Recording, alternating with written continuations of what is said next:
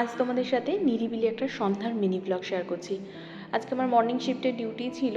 সন্ধ্যাবেলার দিকে বাজারে গেছিলাম কিছু সবজি বাজার আনতে।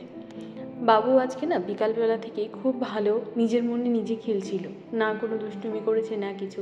তো আমার মনে হলো এই সন্ধ্যাটা ঠিক আমার আগের সন্ধ্যার মতন লাগছিল। আগের সন্ধ্যা বলছি কেন, যখন বাবু ছিল না, মানে যখন মনে করো আমি আর তোমাদের দাদাভাই ছিলাম, ও যখন ওর কাজে বেরিয়ে যেত তখন তো বাড়িতে আমি একা থাকতাম, নিরিবিলি একটা সন্ধ্যা হয়তো কাটাতাম হাতে এক কাপ কফি নিয়ে। বাট আজকে হয়তো কফি খাচ্ছি না, কিন্তু টুকিটাকি কাজগুলো করছি।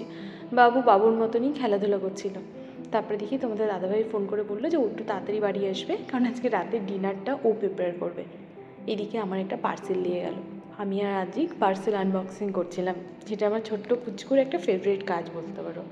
তোমাদের দাদাভাই আজকে চিকেনটা যে এত টেস্টি বানিয়েছে কী আর বলবো। আর রাতে এখানে দেখো বাবুকে বলছিলাম পাপা চিকেন কেমন হয়েছে, একটু হেসে দেখিয়ে দিল কেমন হয়েছে।